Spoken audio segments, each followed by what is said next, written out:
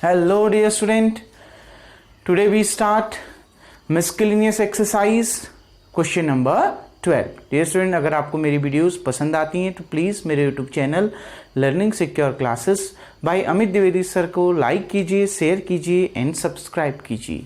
Dear student, देखिए हम question number 12 को डिस्कस करते हैं, जो लास्ट क्वेश्चन है इस मिस्केलेनियस एक्सरसाइज का. मैं सिर्फ कुछ इंपॉर्टेंट क्वेश्चन डिस्कस कर रहा हूं, तो ये एक इंपॉर्टेंट क्वेश्चन है बच्चों. देखिए क्या कह रहा है. लेट ए इक्वल्स टू दे रखा है 9 set a equals to 9 10 11 12 13 and f such that f defined है ए से एन पर.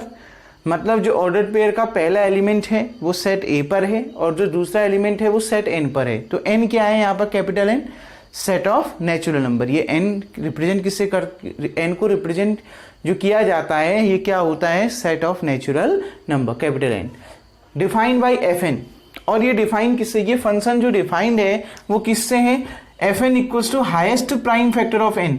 जो भी ये एन की वैल्यू होगी, ये एन किसकी वैल्यू होती है? एक्स की.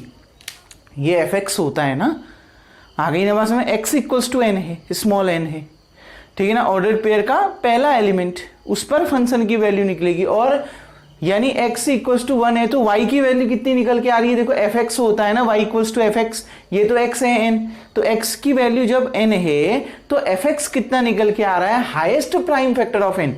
इस n का highest prime factor.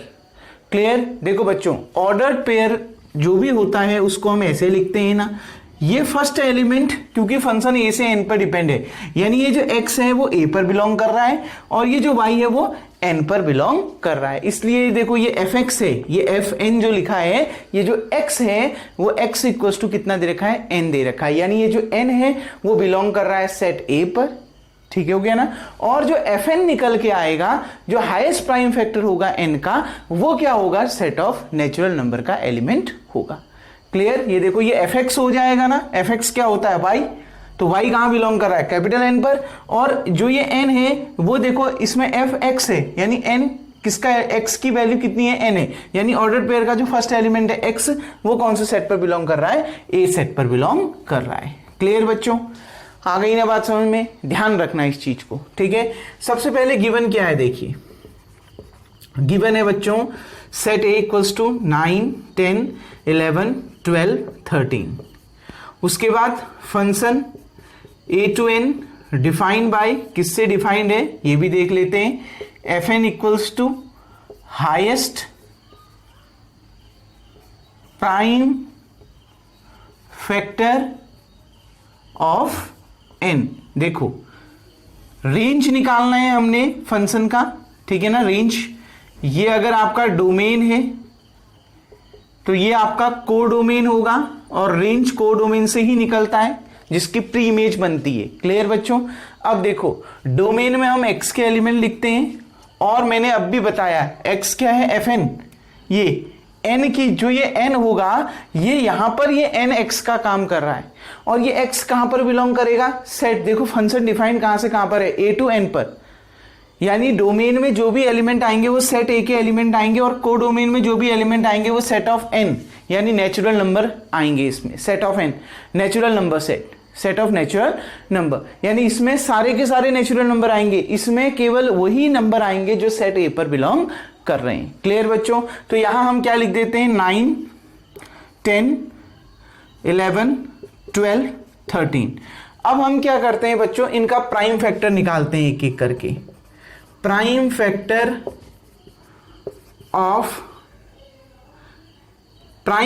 Of elements of A. जो ये ए सेट पर एलिमेंट बिलोंग कर रहे हैं उनका हम क्या निकाल लेते हैं? प्राइम फैक्टर निकाल लेते हैं. इन्हीं का प्राइम फैक्टर तो निकालना है. ये ए पर तो ये एन बिलोंग कर रहा है. एन कहां बिलोंग कर रहा है? सेट ए पर. सेट ए के एलिमेंट ये, तो हमने इसको डोमेन के अंदर लिख दिया. क्लियर बच्चों? जो y है वो क्या है? एफ एन है. एफ एक्स ये है, यानी ये तो x है. एफ एक्स क्या होता है? y होता है. और y क्या है? Highest prime factor of n. जो इनका प्राइम फैक्टर निकल के आएगा उसमें से भी हाईएस्ट प्राइम फैक्टर के साथ ये इमेज बनाएगा. क्लियर? यहां किसके साथ इमेज बनेगी? प्राइम फैक्टर के साथ नहीं, हाईएस्ट प्राइम फैक्टर. जो जैसे दो प्राइम फैक्टर आ गई तो दोनों में से जो हाईएस्ट है वो यहां पर आएगा. आ गई ना पास में, उसके साथ वो इमेज बनाएगा। अब ये तो नेचुरल नंबर है, नेचुरल नंबर लिख दो 1 2 3 4 5 6 7 8 9 10 11 12 13 इतने ही तक आ रहे हैं, अभी और भी बन जाएंगे नीचे को, ठीक है ना, इतने ही तक बना लिया हमने। तो देखो बच्चों, प्राइम फैक्टर ऑफ एलिमेंट ए, सबसे पहला एलिमेंट क्या है सेट ए पर 9, तो 9 का प्राइम फैक्टर करिए 3 × 3। क्लियर, आ गई ना बात समझ में। अब देखो दूसरा 10 का प्राइम फैक्टर करिए 2 × 5, ठीक है।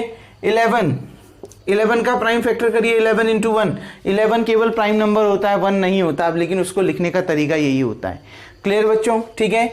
अब देखो 12 का प्राइम फैक्टर करिए 2 × 2 × 3, 3 2 6, 6 2 12, 2 × 6 नहीं लिख सकता हूं क्योंकि 6 प्राइम नंबर नहीं होता, हमने तो प्राइम फैक्टर करने है ना, तो हमने ये कर दिया 2 × 2 × 3 करना आता है ना बच्चों। अगला क्या है 13 को क्या लिख सकता हूं 13 × 1।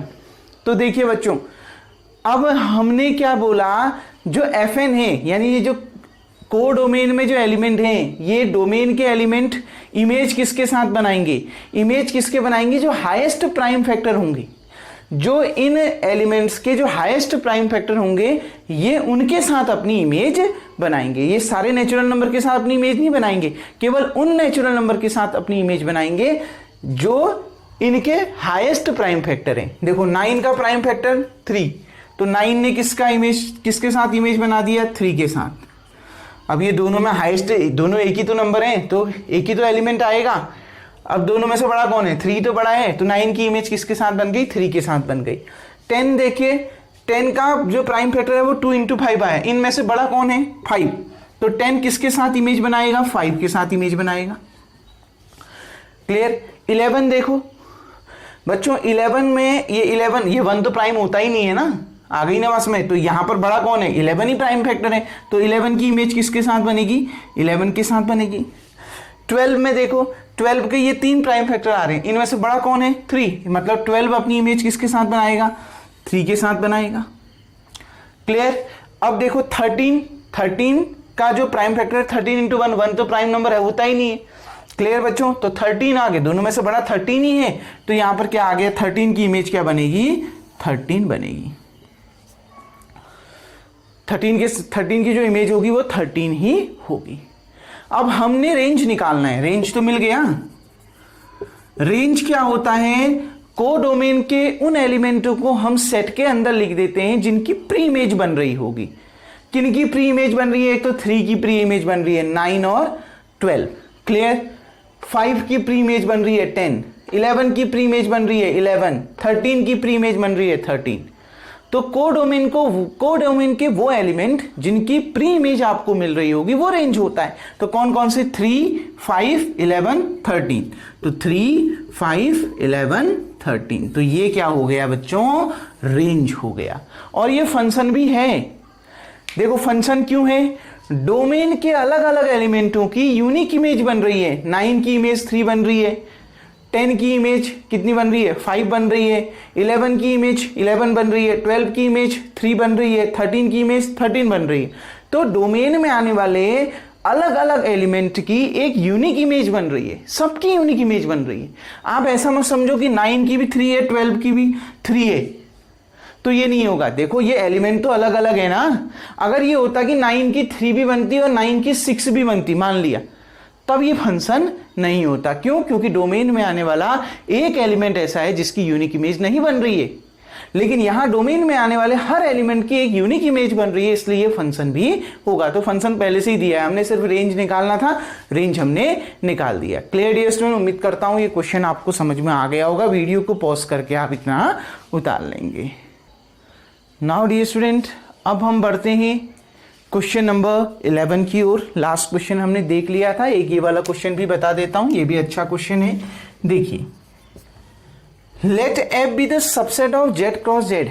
एफ जो है सबसेट है इसका, ठीक हो गया, और ये डिफाइंड है इससे, यानी क्या गिवन क्या है, f equals to A b comma a plus b such that a, b belongs to z। ठीक है ना। a कॉमा बी, ये z क्या होता है, सेट ऑफ इंटीजर्स। a और b इंटीजर्स हैं कह रहा है, a और b क्या है, इंटीजर्स हैं। और f डिफाइंड है इससे a b comma a plus b, यानी ऑर्डर पेयर का जो पहला एलिमेंट है x वो क्या है ए बी, और जो दूसरा एलिमेंट है y वो क्या है ए प्लस बी। क्लियर बच्चों, ठीक है। हमें देखना है क्या f फंक्शन है फ्रॉम z टू z, क्या f जो हमने डिफाइन कर रखा है इससे, क्या ये फंक्शन है z का z पर, मतलब ये जो फर्स्ट एलिमेंट है ए बी वो भी सेट ऑफ इंटीजर्स पे है, z पर बिलोंग करता है, और ये जो ऑर्डर पेयर का जो दूसरा एलिमेंट है वो भी z पर बिलोंग करता है। ठीक है, अपने आंसर को जस्टिफाई करिए। देखो वी हैव, इस ऑर्डर पेयर को देख के हमें क्या लग रहा है, जो x है वो ए बी है और जो y है वो a प्लस बी है। ऑर्डर पेयर का पहला एलिमेंट x और दूसरा एलिमेंट a प्लस बी। अब देखो बच्चों, अब यहां पर ध्यान से समझिए कि कैसे हम इस क्वेश्चन को सॉल्व करें। देखो हमें ऐसा दिखाना है कि x equals to A B और y equals to A plus b. पहले ये x equals to A b, जो ये ए बी है वो भी z पर बिलोंग करे, और ये जो a प्लस बी है वो भी z पर बिलोंग करे। हमने ऐसे एग्जाम्पल देने हैं। चलो देख लेते हैं बच्चों, हम दे देते हैं ऐसा कोई एग्जाम्पल। देखिए हमने यहां पर क्या लिख दिया बच्चों, देखो इस साइड हमने लिख दिया x equals to A plus B, sorry A B, x equals to कितना ए बी, और यहां हमने लिख दिया y equals to A plus B. Clear बच्चों। अब देखिए ध्यान से एक बार क्वेश्चन को देख लेते हैं बच्चों। क्वेश्चन क्या, हाँ बिल्कुल ही क्वेश्चन यही है। अब देखिए बच्चों, अब x equals to A B है। अब अगर ये फंक्शन है तो फंक्शन की डेफिनेशन आपको याद होना चाहिए। फंक्शन क्या बोलता है, फंक्शन बोलता है कि जो ये डोमेन है, डोमेन के अलग अलग एलिमेंट की क्या बननी चाहिए, यूनिक इमेज बननी चाहिए। ठीक है ना, ये x equals to A B और ये y equals to A plus B. जो फंक्शन अगर होगा तो डोमेन के अलग अलग एलिमेंट की, डोमेन के अलग अलग एलिमेंट की एक यूनिक इमेज बननी चाहिए। ऐसा नहीं होना चाहिए कि डोमेन के एक ही एलिमेंट की दो इमेज बन रही हो, इसमें आने वाले एक एलिमेंट की दो इमेज बन रही हो, ऐसा नहीं होना चाहिए। इसमें आने वाले अलग अलग एलिमेंट की एक ही इमेज बननी चाहिए, तभी वो फंक्शन होगा। तो हम ये देखते हैं, हम उल्टा देखते हैं, कन्वर्स देखते हैं कि क्या डोमेन में कोई एक ऐसा एलिमेंट है जिसकी एक से ज्यादा इमेज बन रही है। अगर बन रही होगी तो फिर वो फंक्शन नहीं होगा। तो देखिए बच्चों, अगर मैं x की जगह में इफ x इक्वल्स टू 0 अगर मैं कहूं कि x 0 है, तो अब ये बताओ x की वैल्यू 0 कब हो सकती है। x की वैल्यू 0 हो सकती है जब a बराबर 0 हो और b बराबर 1 हो, और ये भी हो सकता है कि a बराबर 0 हो और b बराबर भी 0 हो सकता है ना। आ गई ना बात समझ में। जब x इक्वल्स टू 0 मैं मान रहा हूं, मैं कह रहा हूं कि ये x इक्वल्स टू 0 है, यहां डोमेन पे आने वाला ये एलिमेंट 0 है, तो ये 0 कब हो सकता है, जब ये a 0 हो और b 1 हो। उल्टा भी हो सकता है, a 1 हो b 0 हो, कुछ भी लिख सकते हो आप, बस इंटीजर होना चाहिए। मैंने एक एग्जांपल दे दिया, a 0 और b 1। देखो यहां पर रखिए, देखो क्या आएगा इस केस में, अगर a 0 हो b इक्वल्स टू 1 हो, मैंने तो इंटीजर की वैल्यू लेनी है ना, मैंने a और b इंटीजर है। देखो ये 0 भी इंटीजर है, 1 भी इंटीजर है। अगर मैं रख दूं a इक्वल्स टू 0 और b इक्वल्स टू 1, तो देखिए 0 इंटू 1 कितना आएगा, 0 ही तो आएगा ना। आ गई ना बात समझ में, ये 0 इंटू 1 0 ही तो आएगा, मतलब x की वैल्यू क्या आएगी, 0 आएगी। उस हिसाब से y की वैल्यू क्या आएगी, a बराबर 0 है और b बराबर 1 है, तो 0 प्लस 1 कितना आ गया, 1। यानी यहां पर जो 0 की इमेज बन रही है वो क्या बन रही है, 1 बन रही है। ठीक है ना। क्या 0 की कोई और इमेज बन रही है, देखो बच्चों x की वैल्यू 0 एक और तरीके से भी तो आ सकती है, a की वैल्यू 0 हो b की वैल्यू 2 हो, तब भी तो आ सकती है। अगर मैं a की जगह में 0 रख दूं, b की जगह में 2 रख दूं, देखो मैंने तो अपने स्टेटमेंट को क्या दिखाना है, हमने जस्टिफाई करना है कि ये फंक्शन है या नहीं है। और फंक्शन होता तो ये कब होगा फंक्शन, कि डोमेन में आने वाले अलग अलग एलिमेंट की एक ही इमेज बनती हो। अब मैंने इसको ये दिखाने के लिए हम इसको फेल करने की कोशिश करते हैं। अगर ये गलत होगा तो फेल हो जाएगा, अगर सही होगा तो फेल कभी नहीं होगा स्टेटमेंट। हमने क्या करा, हमने ये देखना चाहा कि डोमेन में आने वाले एक एलिमेंट की क्या एक से ज्यादा इमेज बन रही है। मैंने डोमेन में एक एलिमेंट 0 ले लिया, अब उसकी इमेज देख रहा हूं। x की वैल्यू 0 कब हो सकती है, जब a की वैल्यू 0 हो b की वैल्यू 1 हो सकती है ना। देखो दोनों जीरो भी हो सकते हैं, लेकिन मैं एक तरीका बता रहा हूं ना, खाली एग्जांपल ले रहा हूं, ये भी तो हो सकता है, जीरो भी इंटीजर है, वन भी इंटीजर है। अच्छा, एक्स की वैल्यू जीरो एक और केस में भी तो हो सकती है, अगर ए की वैल्यू जीरो हो, बी की वैल्यू टू हो। अब अगर ये फंक्शन होगा तो बी की जो यहां वाई की वैल्यू है वो अलग मिल जाए, सॉरी ए की, ये देखो अगर ये फंक्शन होगा तो क्या होगा, इधर पर जो y equal to A plus B है वो दोबारा वन ही आएगा, क्योंकि इसकी एक से ज्यादा इमेज नहीं बननी चाहिए। अगर यहां y की वैल्यू फिर दूसरी आ जाती है तो जीरो की दूसरी इमेज भी बन जाती है, तब तो ये फंक्शन होगा ही नहीं। अगर ये फंक्शन होगा तो यहां पर क्या हो जाएगा, जैसे जीरो की पहली इमेज बनाई तो इस केस में भी जीरो की इमेज बनी आएगी, अगर ये फंक्शन होगा। अगर ये फंक्शन नहीं होगा तो जीरो की कोई दूसरी इमेज आ जाएगी। अब देखिए, ये समझ में आ गया ना बच्चों। अब y की वैल्यू क्या होगी, देखो a हमने मान रखा है जीरो और b हमने मान रखा है टू, तो जीरो प्लस टू तो क्या आ गया, टू आ गया, तो जीरो की एक और इमेज बन गई यहां पर टू। बच्चों ये कैसे हो गया, डोमेन में आने वाले एलिमेंट की एक यूनिक इमेज होनी चाहिए, एक यूनिक इमेज होनी चाहिए, लेकिन यहां पर डोमेन में आने वाले एलिमेंट की एक यूनिक इमेज नहीं है, इसका मतलब है ये फंक्शन नहीं है। तो क्या लिखोगे, इन डोमेन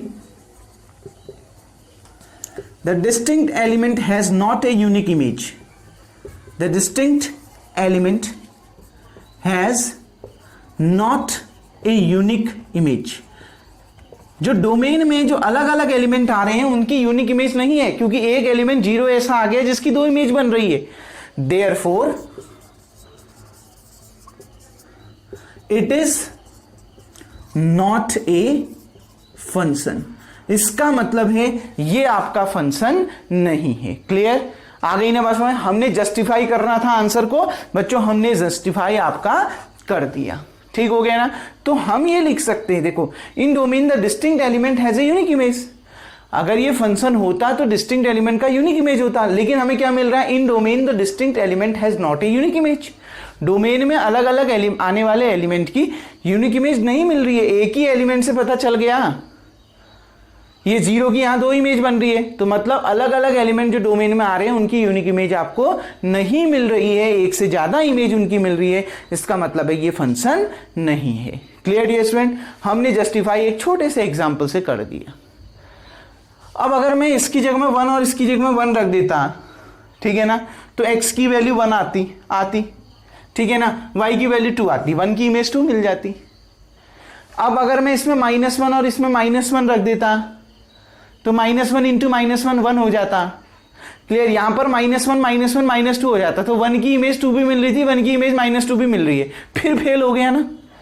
वन की भी दो इमेज मिल रही है तो फेल हो गया। अरे डोमेन में आने वाले एक एलिमेंट की यानी अलग अलग एलिमेंट की यूनिक इमेज होनी चाहिए, मतलब डोमेन में जितने भी एलिमेंट आ रहे हैं उन सारी एलिमेंट की एक ही इमेज होनी चाहिए, लेकिन यहाँ जीरो की तो दो इमेज बन गई, इसका मतलब है ये फंक्शन नहीं है। क्लियर डियर स्टूडेंट, उम्मीद करता हूं ये क्वेश्चन आपको समझ में आ गया होगा। वीडियो को पॉज करके आप इतना उतार लेंगे।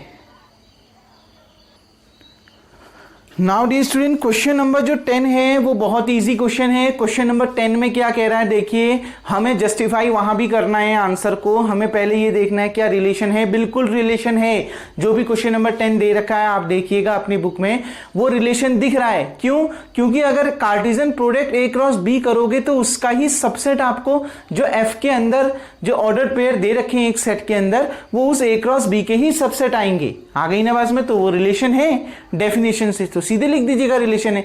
क्या वो फंक्शन है? तो आप डोमेन और कोडोमेन की सहायता से आप उसमें चेक करोगे। जैसे क्वेश्चन में बोल रहा है, देखो रिलेशन एफ आपको दे रखा है, ठीक है ना, तो अब जो ऑर्डर पेयर का जो फर्स्ट एलिमेंट है वो डोमेन के अंदर आ गए, जो सेकंड एलिमेंट है वो कोडोमेन के अंदर आ गए। अब आप उनको रिलेट करोगे, इमेज बनाना शुरू करोगे। अगर एक्स के अलग अलग एलिमेंट की एक ही इमेज बन रही है तब तो वो फंक्शन है। अगर एक से ज्यादा इमेज बन रही है, एक एक्स के एक एलिमेंट की एक से ज्यादा इमेज अगर बन रही है तो वो फंक्शन नहीं है। अगर एक्स के एलिमेंट की अलग अलग एलिमेंट की केवल एक ही इमेज बन रही है तो वो फंक्शन है। अगर एक से ज्यादा इमेज बन रही है तो वो फंक्शन नहीं है। ठीक डियर स्टूडेंट, और इंपॉर्टेंट क्वेश्चन इतने ही थे जितने मैंने आपको बता दिए। अब ये मिस्केलिनियस एक्सरसाइज को हम यहीं पर एंड करते हैं। अब जो नेक्स्ट चैप्टर है हम नेक्स्ट वीडियो से स्टार्ट करेंगे। तब तक के लिए थैंक यू। तो आज का वर्क आपका यही होगा, जितने भी क्वेश्चन आपको बताए गए हैं उसको रिवाइज कर लीजिएगा।